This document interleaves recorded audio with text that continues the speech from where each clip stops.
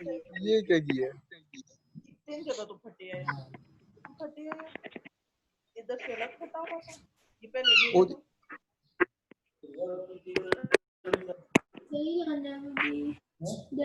दही तो आ नहीं ठीक है बस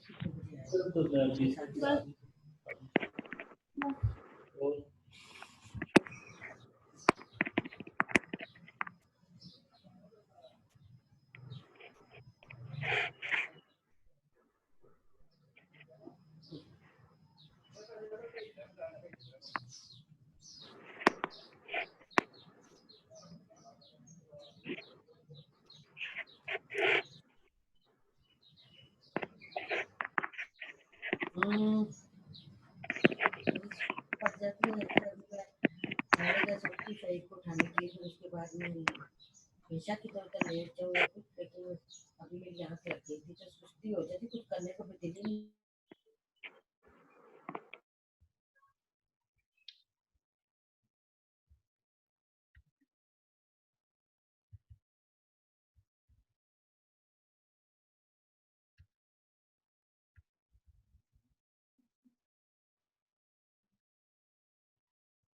अच्छा जी, तो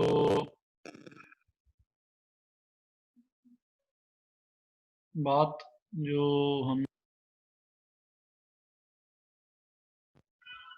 होपफुली अब जो है वो चीज़ क्लियर है, आवाज़ क्लियर होगी, डिस्टॉर्शन अब तो नहीं आ रही वैसे।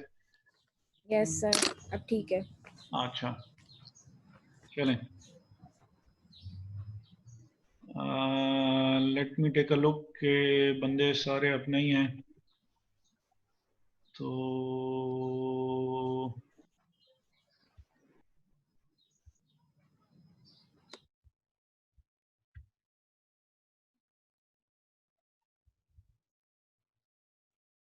चलें।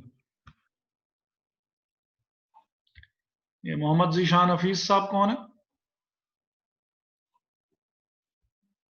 सर ये एक सीनियर है, हमारे साथ ले रहे हैं क्लासेस।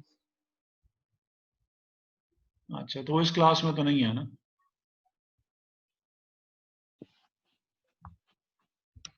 सर जीशान राना है सर, जीशान हफीज नहीं है सर। हाँ, ये कोई ज़ीशान हफीज का कोई आया था, ज़ीशान राना तो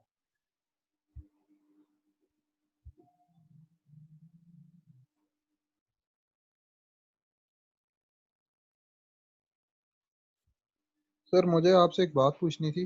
जी जी। वो आपने गूगल क्लासरूम में सर वो क्विज पोस्ट किया है और असाइनमेंट पोस्ट वो किया है सर। आपको पहले की जो भेजी हुई है वो वही वाली है। जी सर। सर हाँ नहीं, पूछना ये था कि वो जो क्विज है वो तो ऑलरेडी हम दे चुके हैं, हाँ, मतलब वो किस तरह, मतलब सॉल्व करके आपको दोबारा असाइनमेंट के साथ सेंड करना है या किस तरह करना है उसका? आपने मुझे बस ईमेल ही करनी है जब भी करनी है, वो सिर्फ उसके लिए है। यानी बस वो ज़रा थोड़ा सा ये था कि इन्होंने, इनकी रिक्वायरमेंट थी आपकी यूनिवर्सिटी की, तो वो सिर्फ यूनिवर्सिटी की रिक्वायरमेंट पूरा करने के लिए मटेरियल वहाँ पे अपलोड मैं कर रहा हूँ। बाकी तो जो कुछ भी है, बल्कि वो इन्वेंट्री के लेक्चर्स हैं वो मैं आप लोगों के साथ ग्रुप में मैंने शेयर किए हुए हैं, वो वहाँ पे नहीं अपलोड किए। और कुछ चीज़ें ऐसी हैं तो उस पे ज़्यादा आप बेशक बस परेशान ना हो। एक असाइनमेंट जो आपको वैसे IS-23 की दी हुई है, IS-23 की थी कि नहीं, IS-36 की थी, यस सर, तो 36 की है। हाँ IS-36 की जो वो थी असाइनमेंट थी, तो वो IS-23 की तो हम पहले कर चुके थे असाइनमेंट, मेरा ख्याल है, या नहीं हुई वो अभी तक? सर क्विज किया था, जी सर, क्विज किया था सर वो सर। सर असाइनमेंट ही उसका पहले कर क्विज चुके किया थे। था सर। ठीक है, तो ये जो टॉपिक्स हैं, हर टॉपिक की अलहदा अलहदा एक छोटी छोटी सी इसी तरह की 3-3 4-4 क्वेश्चन असाइनमेंट जो है वो मैं आपको भेजता रहूंगा। और जो एक एक वो है क्विज जो है वो भी आपको भेज दूंगा। अच्छा, साथ में कुछ एक आध केस स्टडी, एक या दो केस स्टडीज वगैरह देखेंगे, अगर हमारे पास, उम्मीद है इंशाल्लाह टाइम होगा तो फिर मैं आपके साथ वो भी शेयर कर लूंगा। तो ज़्यादातर उस पर व्हाट्सएप पे ही होगा, उधर चीज़ें बस सिर्फ उसके लिए हैं कि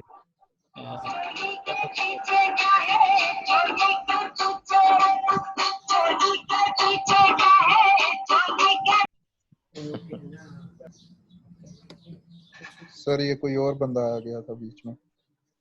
अच्छा सर अली मुर्तजा नाम का कोई है। सर नीचे ये अली मुर्तजा है सर। अच्छा, आप लोग अपने आप को अनम्यूट कर सकते हैं? चावल खोल देते उसमें। मैंने कहा क्यों? Yes sir. जी सर। Yes sir. और बाकी चावल भी आ जाएंगे। कभी खोलने तो आएंगे उसके रेसे रेसे में घुस जाएंगे मशीन के। जब खड़ी हो सकती है पूरी बंद। वो बंद करने उसके अंदर खड़ी कीजिए। हाँ जी हाँ जी। पैसे जब मर्जी दे देना तो ले लेना। बहुत अच्छी चावल। दो थैली मेरे पास थी।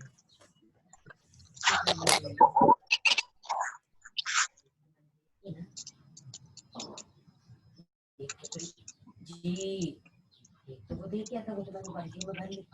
बाल्टी के अलावा जगह नहीं थी। बाल्टियों में तो आ जाती है ना 25 किलो। तो मैंने तो बच्चे दूसरे वाले मैंने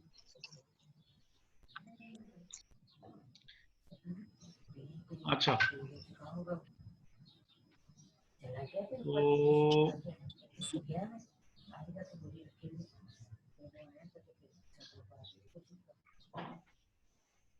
कह रहा था हम तीनों ही तो सेम है जनान इसका खा रहा हूँ।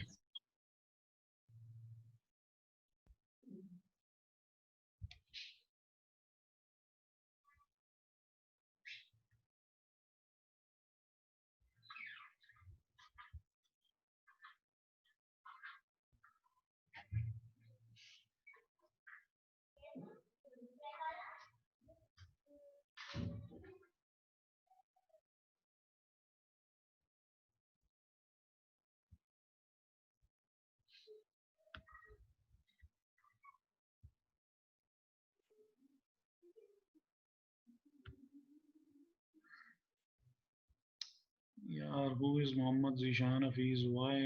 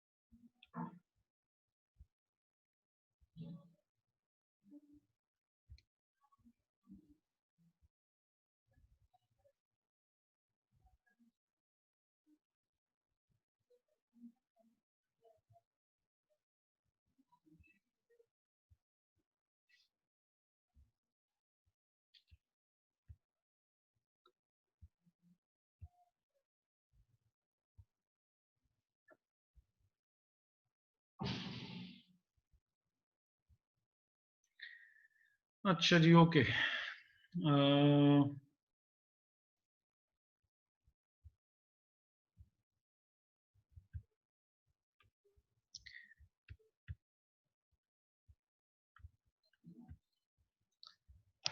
सेकंड लास्ट टॉपिक है हमारा जो कि फाइनेंशियल इंस्ट्रूमेंट्स से जो है वो ताल्लुक़ रखता है और फाइनेंशियल इंस्ट्रूमेंट्स होते क्या हैं और ये फाइनेंशियल एसेट्स क्या होते हैं, फाइनेंशियल लायबिलिटीज़ क्या होती हैं, इसके ऊपर जो है वो हमने बात करनी है।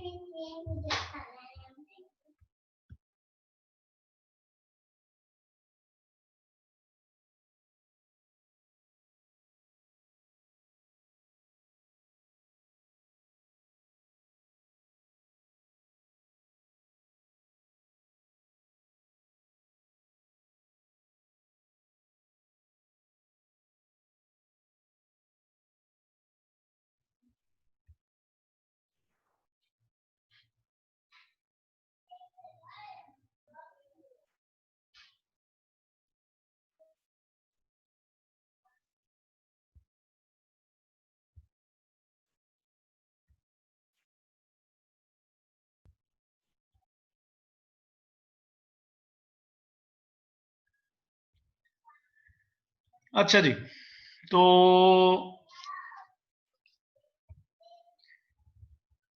फाइनेंशियल इंस्ट्रूमेंट्स जो हैं वो हमारे is any contract that gives rise to a financial asset of one entity and a financial liability or equity instrument of another entity. एक ही कॉन्ट्रैक्ट है और वो एक पार्टी की बुक्स में अपीयर हो रहा होगा एज एन एसेट और एक पार्टी की बुक्स में वो अपीयर हो रहा होगा एज अ लायबिलिटी।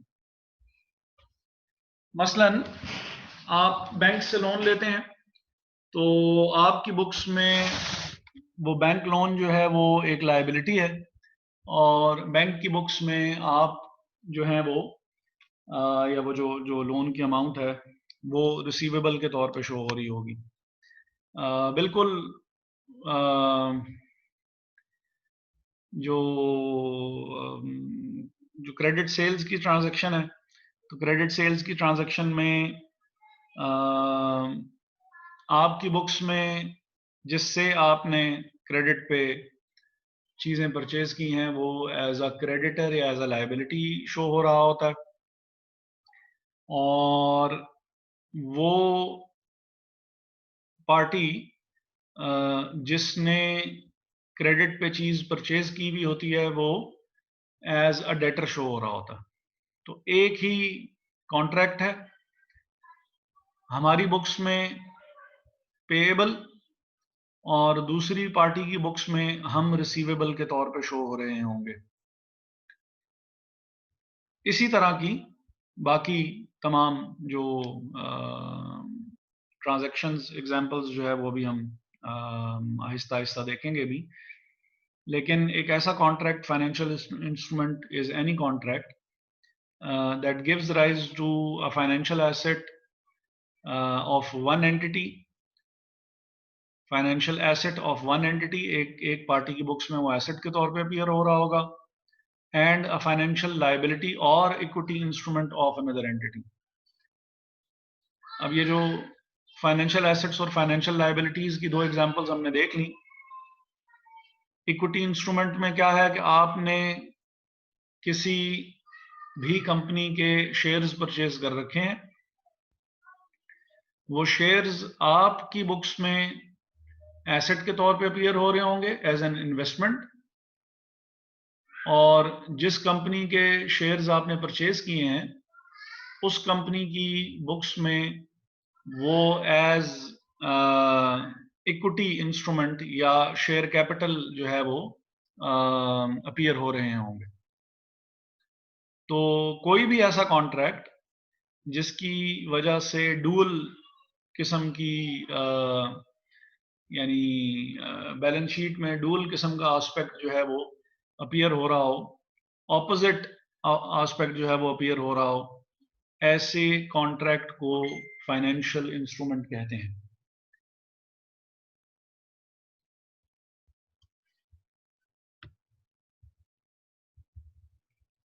अब जो अकाउंटिंग स्टैंडर्ड्स इससे रिलेटेड हैं वो हमने डेफिनेटली इतनी डिटेल में तो हमने नहीं स्टडी करने हैं कि हम ये तीनों कॉन्ट्रैक्ट्स जो हैं वो हम डिटेल में जो है वो हम देख रहे हों, लेकिन IS 32 है जो कि फाइनेंशियल इंस्ट्रूमेंट्स का है। ये इनिशियल प्रेजेंटेशन उसकी क्या होगी, क्लासिफिकेशन उसकी क्या होगी, ये उस चीज से रिलेटेड है।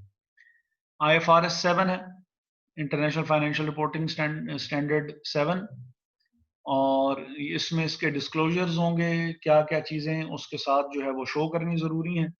और IFRS 9 है जो कि फाइनेंशियल इंस्ट्रूमेंट्स की बेसिकली प्रेजेंटेशन के लिए जरूरी है। तो अच्छा, मीटिंग जो है वो मैंने फिलहाल कर दी है लॉक। तो अब आप में से अगर कोई ड्रॉप हो जाता है तो चले मीटिंग को अनलॉक कर देते हैं।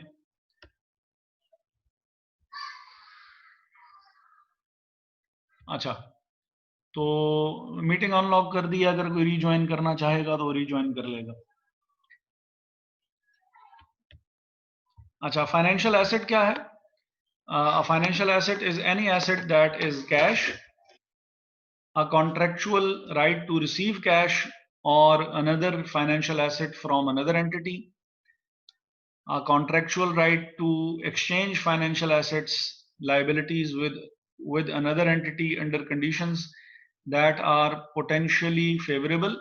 बुरैर आपका क्वेश्चन अभी लेते हैं. और an equity instrument of another entity. अब ये सारी उन्होंने एग्जांपल्स दी हुई हैं कि ये फाइनेंशियल एसेट्स जो हैं वो ये हो सकते हैं. a contractual right to receive cash or another financial asset from another entity. अच्छा,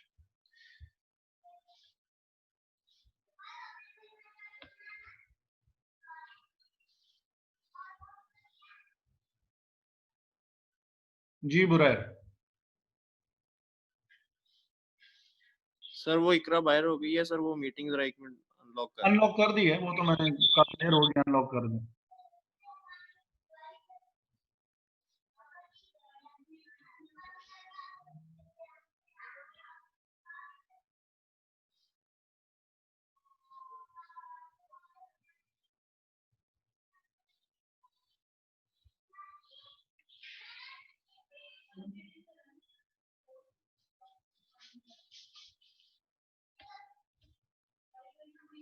अच्छा,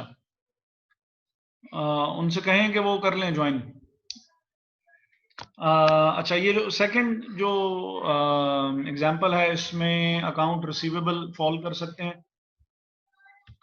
इसमें अकाउंट रिसीवेबल फॉल कर सकते हैं जिसमें कॉन्ट्रेक्चुअल राइट है टू रिसीव कैश और another financial asset from another entity.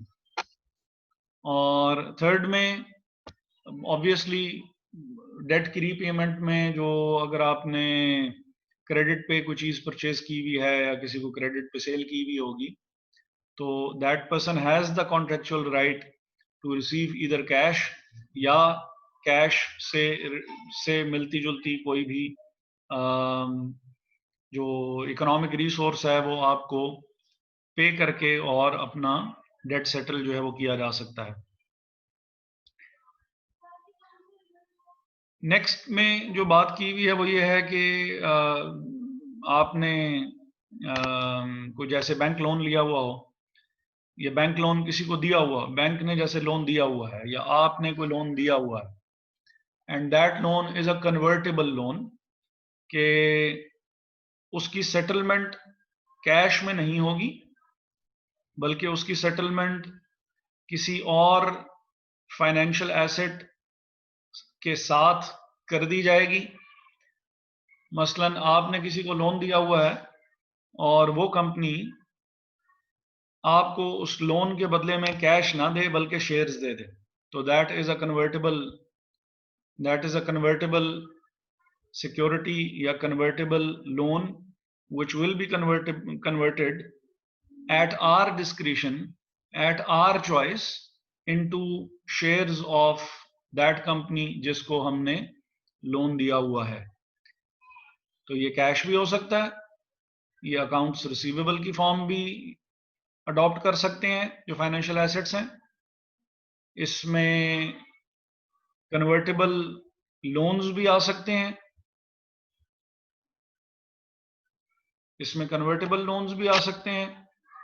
और फिर ये जो ऑप्शंस होती हैं, ऑप्शंस डेरिवेटिव कॉन्ट्रैक्ट्स होते हैं, ये क्या होते हैं उससे क्योंकि हमारी बहुत ज़्यादा इधर अभी हमें उसकी ज़रूरत नहीं है तो हम उसकी डिटेल में नहीं जाते.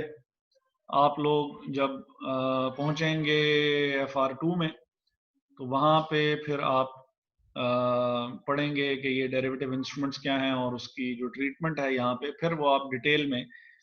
यहाँ पे अभी फ़िलहाल फाइनेंशियल इंस्ट्रूमेंट्स का इंट्रोडक्शन आपको करवाना जो है वो आज के टॉपिक का जो है वो बेसिक पर्पस है. तो नीचे उन्होंने एग्जांपल्स मजीद भी दे दी हैं या वही वाली एग्जांपल्स उन्होंने रिपीट भी कर दी हैं कि ट्रेड रिसीवेबल्स हैं, ऑप्शंस हैं, इन्वेस्टमेंट इन इक्विटी शेयर्स हैं, जैसे कि हमने बात ऊपर जब हम डेफिनेशन देख रहे थे तो उस वक्त हमने बात की थी कि आप किसी कंपनी के अगर शेयर्स में इन्वेस्टमेंट करते हैं तो जो आपकी इन्वेस्टमेंट इन शेयर्स है that would be an asset appearing in your books, क्योंकि आपने इन्वेस्टमेंट की हुई है शेयर्स में, और जिस कंपनी के शेयर्स में इन्वेस्टमेंट की हुई है उस कंपनी की बुक्स में वो ऑब्वियसली, क्योंकि उन्होंने शेयर्स इशू कर रखे हैं, तो वो शेयर कैपिटल के तौर पे अपीयर हो रही होगी। ठीक है जी, यहां तक कोई बात जो कि समझ में ना आई हो?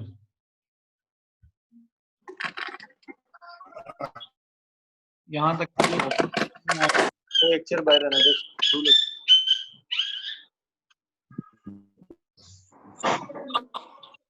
अनम्यूट कर दिया है जी सबको। अगर कोई यहाँ तक की कोई बात समझ में ना आई हो तो बता दें। No sir. ठीक है, शहबाज साहब जो है वो इस बात को रिपीट कर रहे हैं। जो चीज एक्सप्लेन की है शहबाज हयात साहब उसको रिपीट कर दें।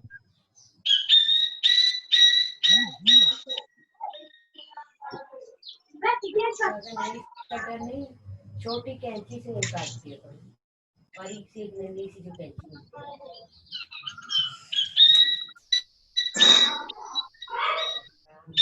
शहबाज साहब,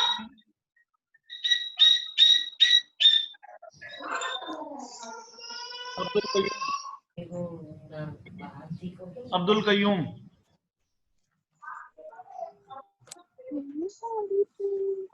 जी सर।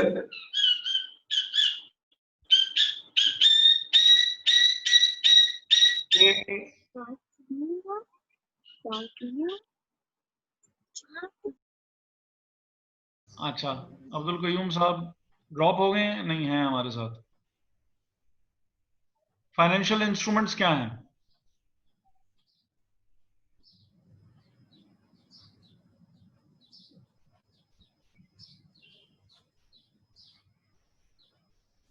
सर जिनकी कोई फाइनेंशियल वैल्यू हो। जिसकी कोई फाइनेंशियल वैल्यू हो। ठीक है, मोहम्मद हसन नासिर।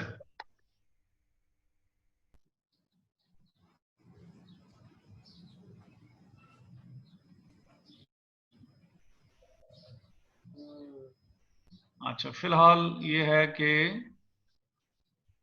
आपको अलाउ कर रहा हूं कि आप लोग खुद भी अपने आप को अनम्यूट कर सकते हैं।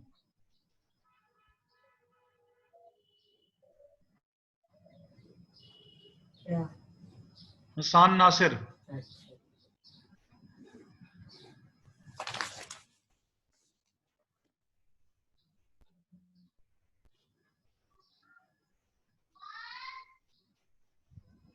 हसन नासिर साहब। ये जी जी सर ये कॉन्ट्रैक्ट होते जो हम कर सकते हैं किसी और कंपनी से या किसी पार्टी से। अच्छा, माहीन।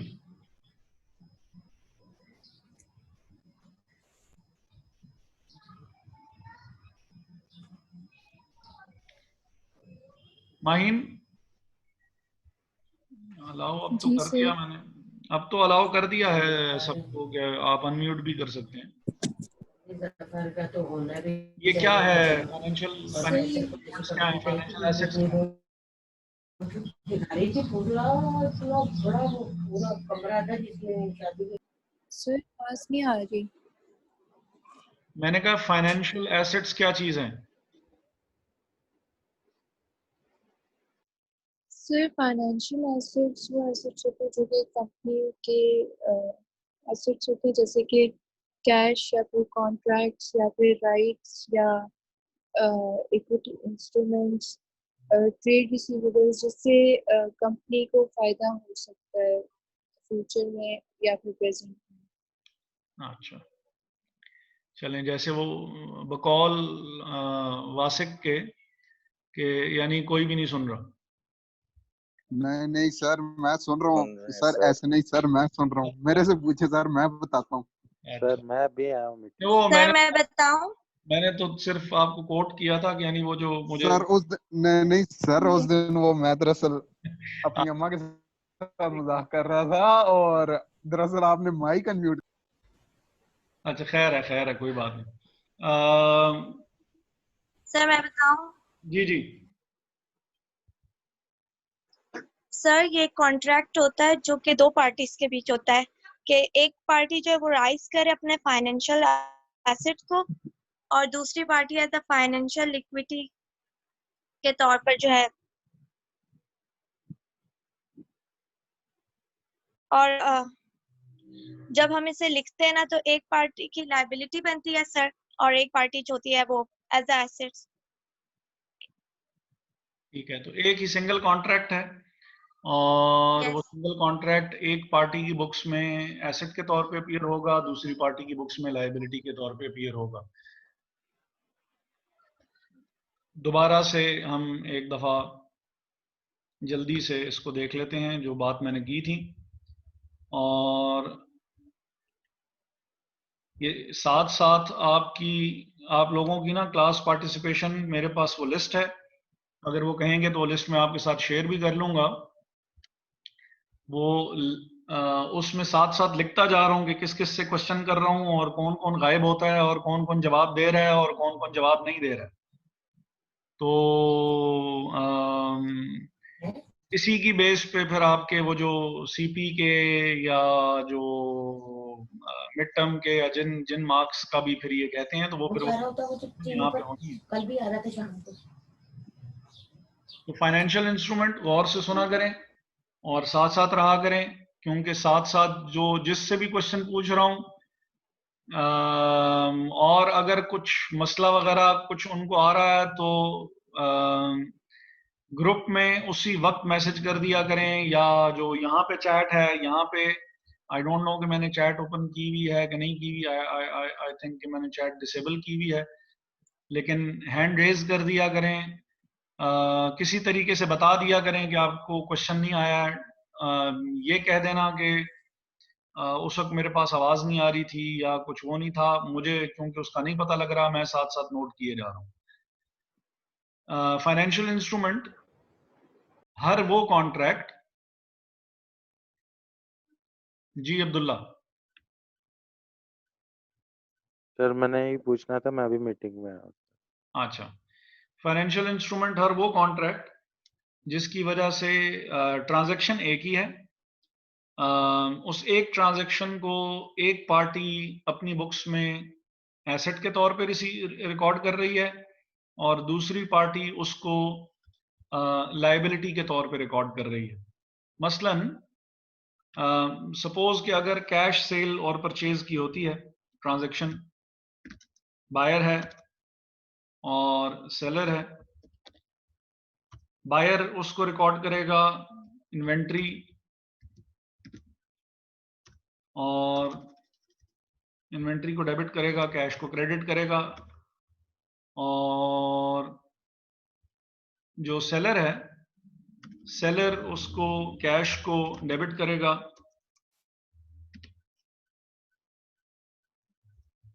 और सेल्स को क्रेडिट कर देगा। कैश डेबिट कर लिया, सेल्स क्रेडिट कर लिया। अब यहां पे भी इन्वेंट्री जो कि एसेट है वही रिकॉर्ड हो रहा है, ये भी एसेट है, ये भी एसेट है, ये तो इनकम है। लेकिन अगर यही ट्रांजैक्शन क्रेडिट पे हो रही हो तो buyer inventory to accounts payable की जर्नल एंट्री पास करेगा, जबकि seller account receivable to sales की जर्नल एंट्री पास कर रहा होगा। तो एक पार्टी उसको एसेट के तौर पे रिकॉर्ड कर रही है, दूसरी पार्टी इस एक ही ट्रांजैक्शन को, ये जो क्रेडिट सेल परचेज की हुई है, इस एक ही ट्रांजैक्शन को एक पार्टी अपनी बुक्स में उसकी वजह से एसेट रिकॉर्ड कर रही है, एसेट क्रिएट कर रही है, और दूसरी पार्टी इस एक ही ट्रांजैक्शन की वजह से लायबिलिटी क्रिएट कर रही है। तो ये जो कॉन्ट्रैक्ट हो रहा है इनका आपस में, जो सेल और परचेज का, इस कॉन्ट्रैक्ट को फाइनेंशियल इंस्ट्रूमेंट कहेंगे। दूसरी जो एग्जांपल आपको दी थी कि जब आप शेयर्स परचेज करते हैं तो आप इन्वेस्टमेंट इन शेयर्स को आप कर देंगे डेबिट और बैंक क्रेडिट हो जाएगा। जबकि जिस कंपनी ने आपको शेयर्स बेचे हैं वो कंपनी बैंक को डेबिट करेगी और शेयर कैपिटल को क्रेडिट कर लेगी। अब एक ही ट्रांजैक्शन हो रही है और वो एक जगह पे एसेट क्रिएट कर रही है और दूसरी जगह वो इक्विटी इंस्ट्रूमेंट जिसको हम शेयर कैपिटल कह रहे हैं, इक्विटी इंस्ट्रूमेंट क्रिएट कर रही है। तो इस ट्रांजैक्शन को, ये जो इस कॉन्ट्रैक्ट को जो हमारा पहले हुआ क्रेडिट सेल्स वाला, इस ट्रांजैक्शन को, इस कॉन्ट्रैक्ट को हम फाइनेंशियल इंस्ट्रूमेंट कह रहे हैं। इस कॉन्ट्रैक्ट को या इस ट्रांजैक्शन को हम लोग फाइनेंशियल इंस्ट्रूमेंट कह रहे हैं क्योंकि इसकी वजह से एक एसेट क्रिएट हो रहा है और एक इक्विटी इंस्ट्रूमेंट क्रिएट हो रहा है।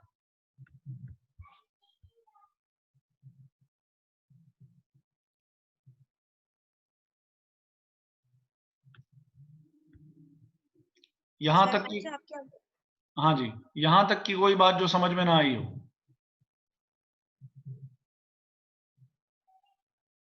आ गई है सर। अच्छा, अब आगे चल के उसने इसकी जो एग्जाम्पल्स हैं वो एग्जाम्पल्स उसने जो है वो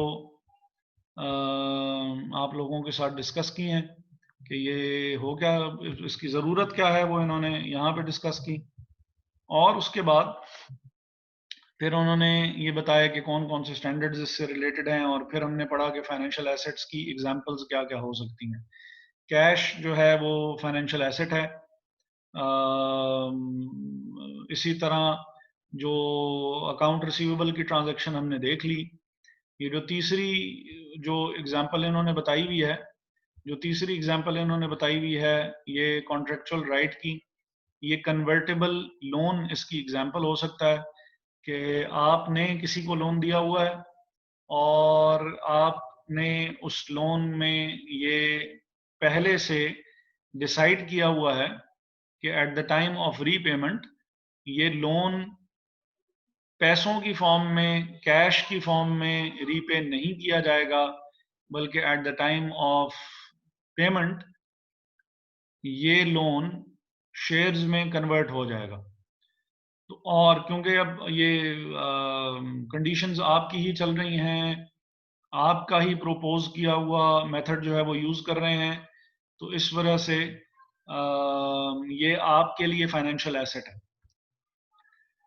और फिर ये जो इक्विटी इंस्ट्रूमेंट है इसकी भी अभी हमने जर्नल एंट्री पास करके एग्जांपल देख ली कि ये क्यों फाइनेंशियल एसेट है। इसलिए क्योंकि जो equity instrument of another entity, shares आपने परचेज कर रखे हैं किसी और कंपनी के, तो वो आपके लिए इन्वेस्टमेंट कहलाएंगे या आपके लिए वो एसेट कहलाएंगे। अब इसमें फिर वो नीचे उन्होंने फिर मजीद एग्जांपल्स दी हैं जो कि माहीन ने पढ़ के हमें सुना दी थी कि ट्रेड रिसीवेबल्स और ऑप्शंस और इन्वेस्टमेंट इन इक्विटी शेयर्स, ये दो तो चीज़ें वाज़ेह हैं। ये तीसरी जो ऑप्शंस हैं ये डेरिवेटिव एक हमारे हेजिंग इंस्ट्रूमेंट्स होते हैं, ये उसमें से एक काइंड है। थोड़ी सी ज़रा टॉपिक्स से बात बाहर क्योंकि निकल जाएगी, तो इसको मैं for the time being ignore कर रहा हूँ। फाइनेंशियल लायबिलिटी, या अगर आप चाहते हैं कि आपको बहुत ज़रूरी ही पता करना है तो आपको भी बताया जा सकता है कि क्या चीज़ है। सर बता दें। अच्छा, ब्रीफली फिर मैं इसको कोशिश करता हूँ, 4 मिनट है मेरे पास तो मैं जितना इसको जस्टिफाई कर सकूँ। यानी अगर आप फोर्सी कर रहे हो कि फ्यूचर में आपको जो है वो लॉस हो जाएगा, सपोज कि आपने जो है वो ऑयल की प्राइस आपके लिहाज से आप जो है वो ऑयल प्रोड्यूसिंग कंपनी है और आपके लिहाज से ऑयल की फ्यूचर में प्राइस जाके अभी क्योंकि रशिया और वो जो सऊदीया के मसले भी जो चल रहे हैं तो ऑयल की प्राइस मजीद ड्रॉप होगी। आपने इस चीज को काउंटर करने के लिए कि यार मुझे लॉस ना हो जाए, आपने हमजा बाबर मेरा ख्याल है बोल रहे थे, तो हमजा बाबर ने चौधरी फतेह मुनीब साहब से आज कॉन्ट्रैक्ट कर लिया कि आज से 2 महीने के बाद आप मुझसे सपोज के 110 रुपीज पर लीटर जो है वो आप मुझसे डीजल या पेट्रोल या जो भी वो आप मुझसे परचेज करेंगे। अब ये जो कॉन्ट्रैक्ट हुआ अभी बेसिकली हुआ कुछ भी नहीं है, सिर्फ कॉन्ट्रैक्ट ही हुआ है, डिलीवरी इसकी 2 महीने के बाद है, सिर्फ कॉन्ट्रैक्ट साइन हुआ।